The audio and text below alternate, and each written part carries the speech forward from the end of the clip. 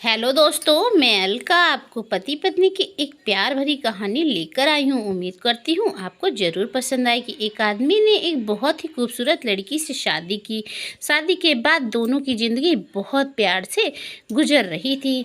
वह उसे बहुत चाहता था और उसकी खूबसूरती की हमेशा तारीफ़ किया करता था। लेकिन कुछ महीनों के बाद लड़की चर्म रोग से ग्रसित हो गई और धीरे धीरे उसकी खूबसूरती जाने लगी। खुद को इस तरह से देखकर उसके मन में डर समाने लगा कि यदि वह बदसूरत हो गई तो उसका पति उससे नफरत करने लगेगा और वह उसकी नफरत बर्दाश्त नहीं कर पाएगी।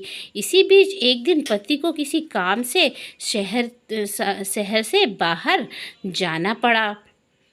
काम खत्म कर जब वह घर वापस लौट रहा था तो उसका अचानक एक्सीडेंट हो जाता है। एक्सीडेंट में उसकी दोनों आंखें खो जाती हैं। वो अपनी दोनों आंखें खो देता है, लेकिन उसके बावजूद भी उन दोनों की ज़िंदगी सामान्य तरीके से बढ़ती रहती है।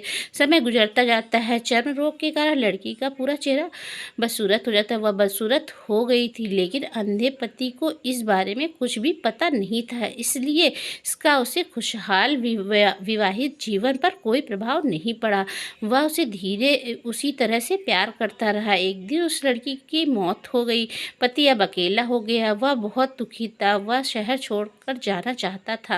उसने अंतिम संस्कार की सारी क्रियाविधि पूर्ण रूप से करी और शहर छोड़कर जाने लगा। तभी एक आदमी ने पीछे से उसे पुकारा और पास आकर कहा, अब तुम बिना सहारे के अकेले कैसे चल पाओगे?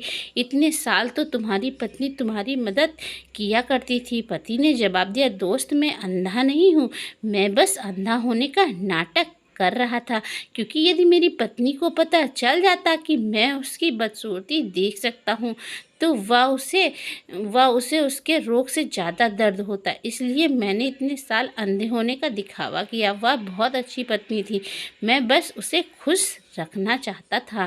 दोस्तों, हमें इस बात से यही सीख मिलती है, खुश रहने के लिए हमें भी एक दूसरे की कमियों के प्रति आंखें बंद कर लेनी चाहिए और उन कमियों को नज़रअंदाज कर देना चाहिए, तभी हमारा जीवन खुशहाल हो सकता है।